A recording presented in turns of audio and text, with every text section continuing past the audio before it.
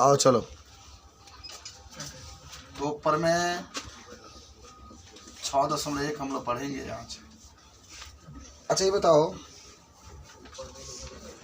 प्रमेय 6.1 में जिसको हम लोग कहते हैं बीपीटी, जिसको हम लोग कहते हैं आधारभूत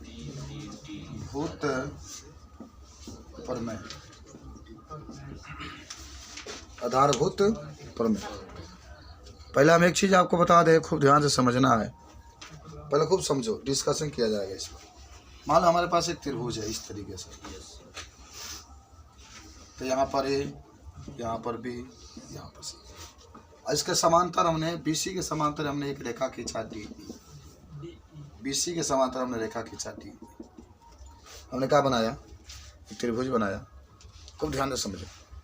और हमने क्या किया, त्रिभुज में 3 भुजा थे, एक भुजा ले लिया हमने ये बीसी, और इसके समांतर एक हमने भुजा खींच दिया डी ई। देखो इसके समांतर है ना, बीसी के समांतर डी ई। तो जब हम लोग खींचते हैं तो इससे एक सूत्र बनता है, वही होता है आधारभूत प्रमेय। हम लोग सिद्ध भी करेंगे। सूत्र क्या बनता है, सूत्र बनता है ऐसे, ए डी बटा डी बी बराबर ए ई बटा ई सी। समझो, माने इसका बट्टा में इतना और इसके बट्टा में इतना बराबर होता है। अच्छा ये भी बन सकता था, एक और देखो, ए डी बटा पूरा ए बी बराबर ए ई बटा पूरा आपका ए सी, ये भी बन सकता है। तीसरा भी बन सकता है, का तीसरा बन सकता है डी बी बटा पूरा ए बी, हाँ इसी बटा पूरा आपका ए सी होगा, ऐसे भी बन सकता है। यानी लेकिन मुख्य रूप से ये है आधारभूत प्रमेय ध्यान। अच्छा समझो कैसे लिखा गया है, पहले बताइए, क्या आप पूरा लोग समझ गए कैसे लिखा गया है? ऐसे ही लिखा जाएगा, देख लो ध्यान से। आज ये तो मान ली इसकी बात रही, ये त्रिभुज लिए बीसी के समांतर आपने खींचा, तो आपने लिखा बीसी समांतर डी ई, बीसी है डी है। तो जब भी माने कोई समांतर रेखा खींचेंगे तो जो बिंदु होगा तो ऊपर का अनुपात बट्टा में नीचे का, ये भी ऊपर का बट्टा में नीचे का, इसी से पूरा 6.2 आपका सवाल लगेगा। ये जो आपको समझाया जा रहा है प्रमेय 6.1 में। कुछ और बातें देखो ध्यान से। अब मान लो कि एक और त्रिभुज आपने खींच दिया ए बी सी। अब आपने एक रेखा खींचा किसके समांतर, ऐसे खींच दिया, ये किसके समांतर बताइए, किसके समांतर है? अब बाहर निकाले चाहे ऐसे ही खींचे, उसे कोई मतलब नहीं। तो इसी समांतर डी, इसी समांतर डी। तो यहाँ से भी सूत्र होगा ना, हैतना बट्टा में हैतना होगा ना, हैतना बट्टा में हैतना। तो ये भी इस तरीके से बन सकता है, यानी यहाँ से भी बनेगा बी डी बटा सी डी। अच्छा सी डी लिखो चाहे डी सी, कोई अंतर नहीं है, ठीक है।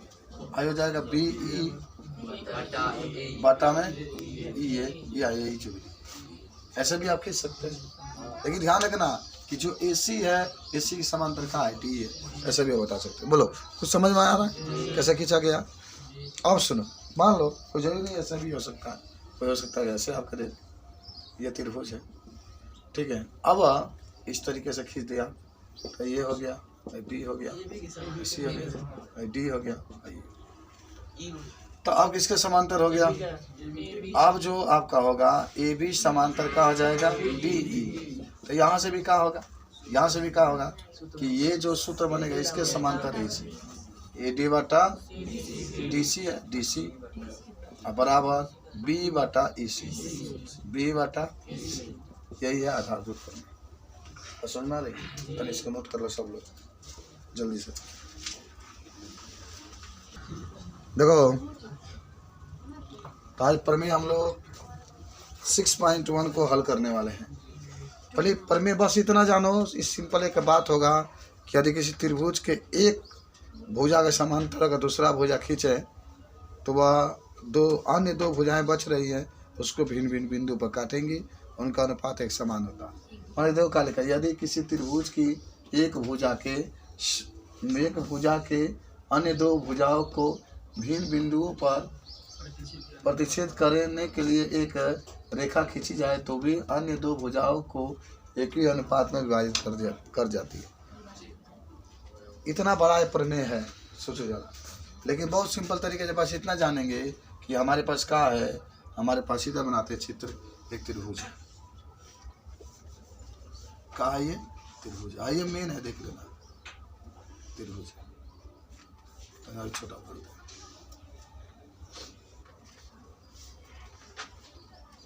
ये त्रिभुज है, ठीक है। और इसका नाम हम लिख देते हैं ABC। इसके समांतर हम एक रेखा खींच देते हैं। जैसे कहा भी है कि एक भुजा के समांतर, तो DE होगा। देखो एक यहाँ पर काट रहा है, एक यहाँ पर, तो इनका अनुपात क्या होता है? एक समान। इनका अनुपात एक समान होता है। अच्छा देखो इसमें सिद्ध का करना है, पहले देखो सिद्ध करना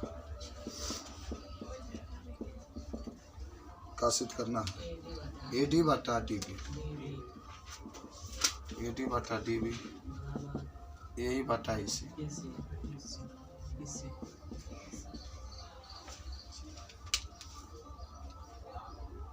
चलिए इतना सिद्ध करके आपको लाना है। का इतना AD बटा DB, AD यहाँ पर है, DB यहाँ पर है, तो AD बटा का हो गया DB, और A बटा EC लेना। अच्छा ये आएगा कहेंगे तो देखो, आपने कहा बस इतना जानना है। जब भी आपसे प्रश्न पूछा जाएगा तो ये दे देगा, नहीं तो कहेगा आधारभूत प्रमेय किसे कहते हैं। तो ये आधारभूत का मतलब होता है एक ही आधार होगा, एक ही आधार होगा ये, इसलिए तो आपको सिद्ध करना है कि AD बटा DB बराबर E बटा EC। तो सिद्ध करने के लिए कुछ इसमें करना पड़ेगा, अपने तरफ से कुछ खींचना पड़ेगा। तो हम क्या करते हैं ना, देखो अपने तरफ से क्या करते हैं, इसे D को लिया करके C से मिला देंगे। इसे D को किससे मिला देंगे? C से। और इस B को लिया कर किससे मिला देंगे? C से, ठीक है। और देखो रचना में सब अभी मैं लिखूंगा, आपको जानकारी भी होगा कि लिया करके इसको मिला दीजिए। दूसरा बात क्या करेंगे बाबू, ई से, कहाँ से? ई से इधर घूम कर, ई से एक लंब डाल देंगे 90 अंश के, ठीक है। इसको यम मान लीजिए। आप फिर D से एक लंब डाल देंगे, इसको यम। ये संरचना रहा, इसका चित्र रहा, समझे। तो रचना में पहले इसको हम लोग लिख देते हैं का किया है। देखिए रचना में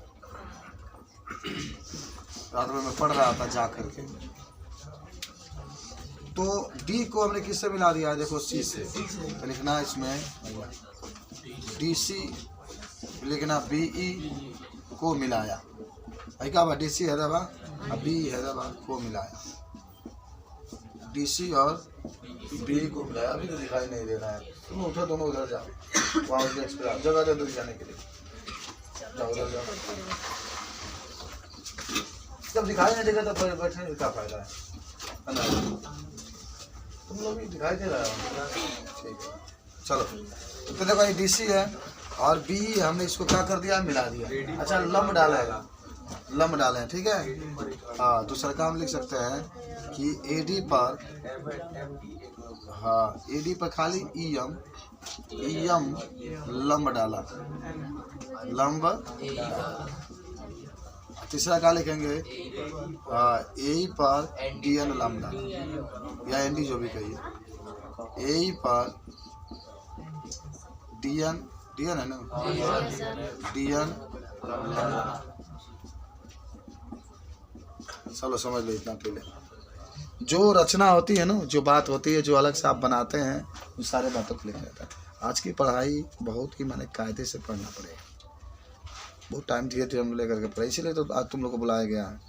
इसलिए बुलाया कि तुम समझो क्या किया जा सकता है। ये ना खिंचाई ना तो सिद्ध ना हो पाए। अब करना क्या है देखो ध्यान से।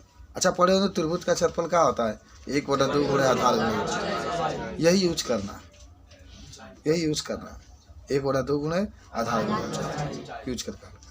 तो एक काम करते हैं, खूब ध्यान से देखना क्या काम करेंगे। देखिए आप कौन कौन त्रिभुज लेंगे। देखिए हम लोग ऐसा त्रिभुज लेना है, ध्यान रखना, हम लोग ऐसा त्रिभुज लेना है कि जिसमें दोनों भुजाएं क्या हो जाए? आ जाए, माने AD भी आ जाए और DB भी आ जाए। तो एक त्रिभुज तो ये वाला ले लो, ADE ले लो, ले सकते हैं ना, ADE पूरा ही आ जाएगा, जिसमें आपका AD आ जाए।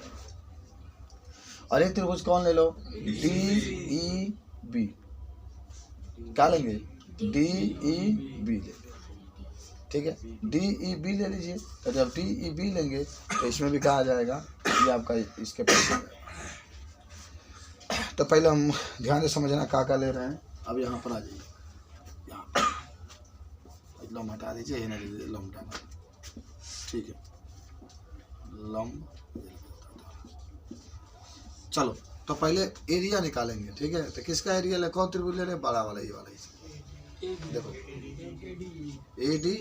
अच्छा हम लोग ऐसा क्यों ले रहे हैं बाबू, क्योंकि हमको ए डी चाहिए, डी भी चाहिए, ये तो त्रिभुज लेना पड़ेगा तभी तो ए डी आएगा, समझे हो। तो लिख लेना कि यहाँ पर कि एरिया ऑफ त्रिभुज ए डी बट्टा में एरिया ऑफ त्रिभुज किसका, डी ई बी,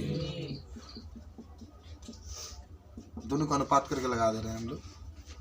ये बराबर होगा, जानते हो क्यों बराबर होगा, मालूम है, क्योंकि दोनों एक ही आधार पर है। यहाँ पर डी एक ही आधार पर जो दो त्रिभुज बनते हैं तो बराबर होते हैं। पढ़े होंगे आप लोग, 9 में पढ़ाया गया था कि एक ही आधार पर जो दो त्रिभुज बनते हैं दोनों का एरिया बराबर होता है। तो क्या लिखें, area A D E, area D E B. तो आप एक काम करो कि जो एरिया ए डी ई है, एरिया ए डी ई है, तो होता क्या है, होता है इसका 1/2 गुणे आधार गुणे ऊंचाई। तो आधार मान लो ए डी और ऊंचाई मान लो ई एम। आधार का मान लो ए डी और ऊंचाई मान लो ई एम।